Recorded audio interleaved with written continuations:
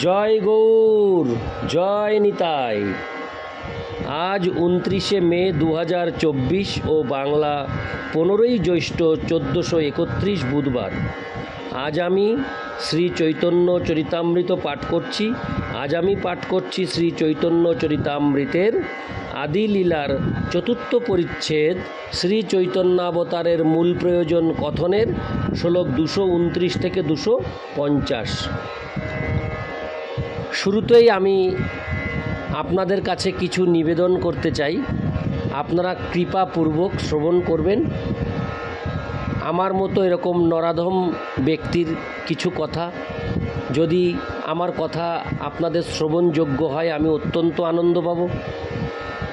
কথাগুলি হলো যে, প্রথমত অমৃত গ্রন্থ চ্যানেলের সাবস্ক্রাইবার বা সদস্য 1281, আজ পর্যন্ত এখন পর্যন্ত 1281।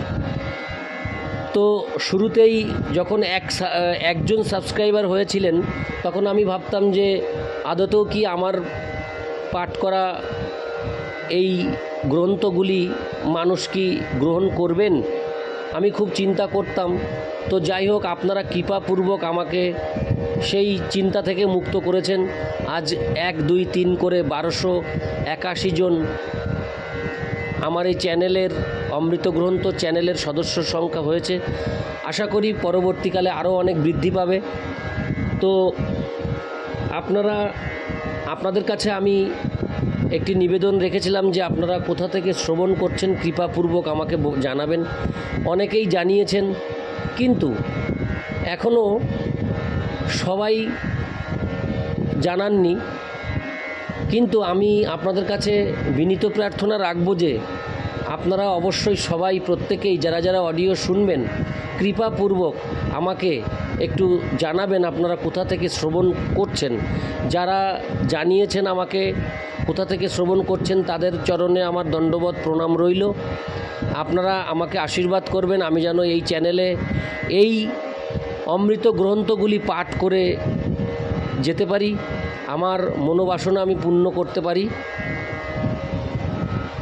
ইদানিং একজন বাংলাদেশ থেকে আমাকে কমেন্টস করেছেন যে এই পাঠ এই পৃথিবীতে চির অমর হয়ে থাকবে।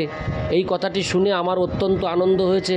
এটি ছিল আমার মনের কথা, আমার এটাই ছিল মনের বাসনা যে আমি কিছু করে যেতে চাই যে কাজ অমর হয়ে থাকবে, সারা জীবন থাকবে, যুগ যুগ ধরে থাকবে। তো সেই প্রভু আমাকে এই কথাটি কমেন্টস করে জানিয়েছেন, আমি অত্যন্ত আনন্দ পেয়েছি। ওনার চরণে আমার দণ্ডবত প্রণাম রইল যে আমার মনের কথাটা উনি ব্যক্ত করেছেন।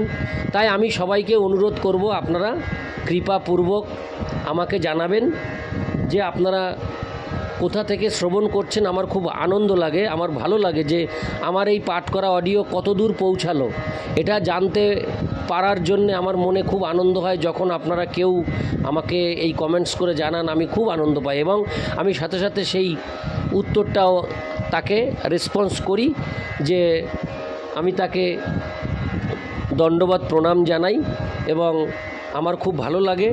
তাই আমি সকলের কাছে নিবেদন রাখবো আপনারা প্রত্যেকেই যারা যারা অডিও শুনবেন তারা অবশ্যই একটি করে কমেন্টস করে আমাকে জানাবেন। আমি এখন শুরু করছি শ্লোক 229।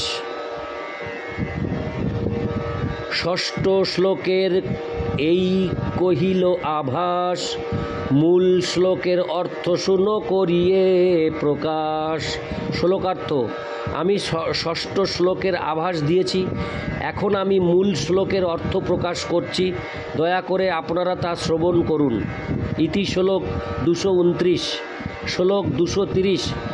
শ্রী রাধায়া প্রণয় মহিমা কীদৃশ বানৈবাসাদ্য জেনাদ্ভূত মধুরিমা কীদৃশ বা মদীয় শৌকাঞ্চাস্যা মদনুভবত কীদৃশং বেতি লোভাত্তদ্ভাবাড্য সমজনী শচীগর্ভ সিন্ধৌ হরিন্দু। অনুবাদ: শ্রীরাধার প্রেমের মহিমা কী রকম? ওই প্রেমের দ্বারা শ্রীরাধা আমার যে অদ্ভুত মাধুর্য আস্বাদন করেন, সেই মাধুর্যই বা কী রকম, এবং আমার মাধুর্য আস্বাদন করে শ্রীরাধা যে সুখ অনুভব করেন, সেই সুখই বা কী রকম। এই সমস্ত বিষয়ে লোভ জন্মানোর ফলে শ্রীরাধার ভাবযুক্ত হয়ে শ্রীকৃষ্ণ রূপচন্দ্র শচীগর্ভ সিন্ধুতে আবির্ভূত হয়েছেন। ইতি শ্লোক 230। 231। এসব সিদ্ধান্ত গুড়ো কহিতে না জুয়ায়, না কহিলে কেহ হিয়ার, কেহ ইহার অন্ত নাহি পায়। শ্লোকার্থ: এই সমস্ত সিদ্ধান্ত অত্যন্ত গূঢ়, তাই সর্বসমক্ষে তা প্রকাশ করা উচিত নয়, কিন্তু তা যদি প্রকাশ না করা হয় তাহলে কেউই তা বুঝতে পারবে না।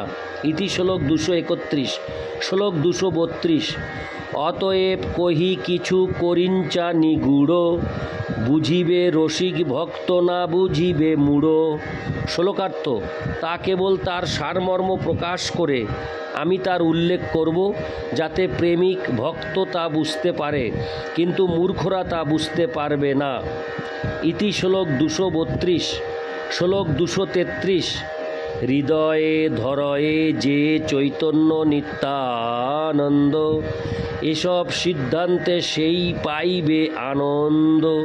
শ্লোকার্থ: যে মানুষ তার হৃদয়ে শ্রী চৈতন্য মহাপ্রভু ও শ্রী নিত্যানন্দ প্রভুকে ধারণ করেছেন, তিনি এই সকল অপ্রাকৃত সিদ্ধান্ত শ্রবণ করে আনন্দে মগ্ন হবেন। ইতি শ্লোক 233। শ্লোক 234। এসব সিদ্ধান্ত হয় আম্রের পল্লব, ভক্তগণ কোকিলের সর্বদা বল্লভ। শ্লোকার্থ: এই সমস্ত সিদ্ধান্তগুলি হচ্ছে নববিকশিত আম্র পল্লবের মতো, সেগুলি কোকিলের মতো ভক্তদের কাছে সর্বদা অত্যন্ত প্রিয়। ইতি শ্লোক 234। শ্লোক 235। অভক্ত উষ্ট্রের ইথে না হয় প্রবেশ, তবে চিত্তে হয় মোর আনন্দ বিশেষ। শ্লোকার্থ: উষ্ট্রের মতো অভক্তেরা এই সমস্ত আলোচনায় প্রবেশ করতে পারে না, তাই আমার হৃদয়ে বিশেষ আনন্দ হচ্ছে। ইতি শ্লোক 235। শ্লোক 236। যে লাগি কহিতে ভয়, সে যদি না জানে, ইহা বই কিবা সুখ আছে ত্রিভুবনে।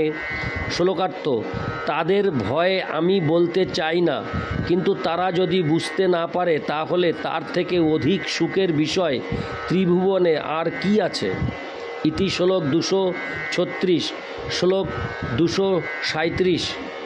অতএব ভক্তগণে করি নমস্কার, নিঃশঙ্কে কহিয়ে তার হউক চমৎকার। শ্লোকার্থ: অতএব ভক্তদের প্রণতি নিবেদন করে তাদের সন্তুষ্টি বিধানের জন্য আমি নিঃসংকোচে তা ব্যক্ত করব। ইতি শ্লোক 237। শ্লোক 238। কৃষ্ণের বিচার এক আছয়ে অন্তরে, পূর্ণানন্দ পূর্ণ রসরূপ কহে মোরে। শ্লোকার্থ: এক সময় শ্রীকৃষ্ণ তার অন্তরে বিবেচনা করেন, সকলেই বলে যে আমি পূর্ণ আনন্দ ও পূর্ণ রসের মূর্ত বিগ্রহ। ইতি শ্লোক 238। শ্লোক 239। আমা হইতে আনন্দিত হয় ত্রিভুবন, আমাকে আনন্দ দিবে ওইছে কোনজন। শ্লোকার্থ: সমস্ত জগৎ আমার থেকে আনন্দ লাভ করে, এমন কেউ কি আছে যে আমাকে আনন্দ দান করতে পারে। ইতি শ্লোক 239। শ্লোক 240। আমা হইতে যার হয় শত শত গুণ, সেই জন আল্লাহ দিতে পারে মোর মন। শ্লোকার্থ: আমার থেকে যার মহিমা শত শত গুণে অধিক, সেই কেবল আমার মনকে আনন্দিত করতে পারে। ইতি শ্লোক 240। শ্লোক 241। আমা হইতে গুণী বড় জগতে অসম্ভব, একলি রাধাতে তাহা করি অনুভব। শ্লোকার্থ: এই জগতে আমার থেকে অধিক গুণ সম্পন্ন কাউকে পাওয়া অসম্ভব। কেবল রাধারানীর মধ্যেই তা রয়েছে বলে আমি অনুভব করি। ইতি শ্লোক 241। শ্লোক 242 ও 243। কোটিকাম যিনি রূপ যদ্যপি আমার, অসমর্ধ মাধুর্য সাম্য নাহি যার। মোর রূপে আপ্যায়িত হয় ত্রিভুবন, রাধার দর্শনে মোর জোড়ায় নয়ন। শ্লোকার্থ: যদিও আমার সৌন্দর্য কোটি কোটি কন্দর্পের সৌন্দর্যকে পরাভূত করে, যদিও আমার এই সৌন্দর্যের সমান অথবা তার থেকে অধিক সৌন্দর্য সমন্বিত আর কেউ নেই, এবং যদিও আমার এই সৌন্দর্য ত্রিভুবনের আনন্দ বিধান করে, তবুও রাধারানীকে দর্শন করে আমার চোখ জুড়িয়ে যায়। ইতি শ্লোক 242 ও 243। শ্লোক 244।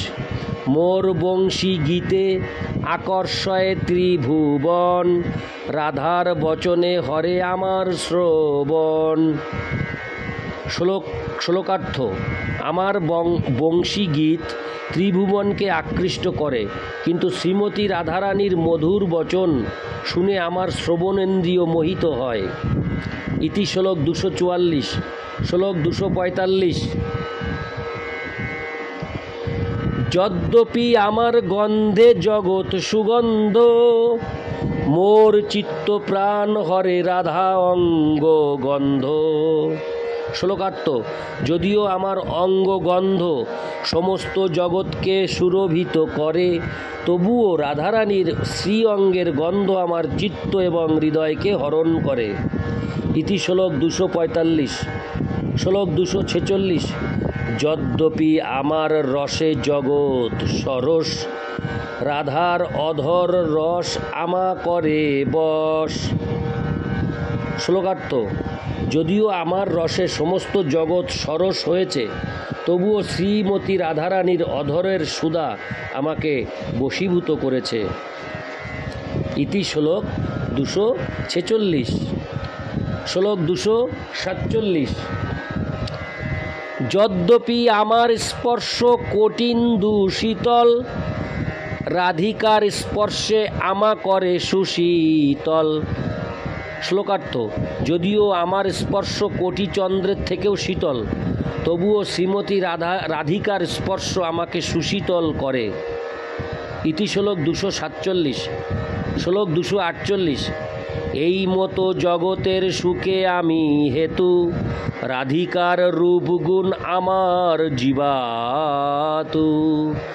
শ্লোকার্থ: এইভাবে যদিও আমি হচ্ছি সমস্ত জগতের সুখের কারণ, তবুও শ্রীরাধিকার রূপ এবং গুণ আমার জীবন স্বরূপ। ইতি শ্লোক 248। শ্লোক 249। এই মতো অনুভব আমার প্রতীত, বিচারি দেখিয়ে যদি সব বিপরীত। শ্লোকার্থ: এইভাবেই শ্রীমতী রাধারানীর প্রতি আমার অনুরাগ আমি অনুভব করতে পারলেও যখন আমি বিচার করে দেখি তখন সব বিপরীত বলে প্রতিভাত হয়। ইতি শ্লোক 249। শ্লোক 250। রাধার দর্শনে মোর জুড়ায়ে নয়ন, আমার দর্শনে রাধা সুখে অজ্ঞান। শ্লোকার্থ: শ্রীমতী রাধারানীকে দর্শন করে আমার চোখ জুড়িয়ে যায়, কিন্তু আমাকে দেখে শ্রীমতী রাধারানী অধিক সুখ অনুভব করে। ইতি শ্লোক 250। नारायण है नारायण भव भय हरणम नारायण। जय गौर जय निताय।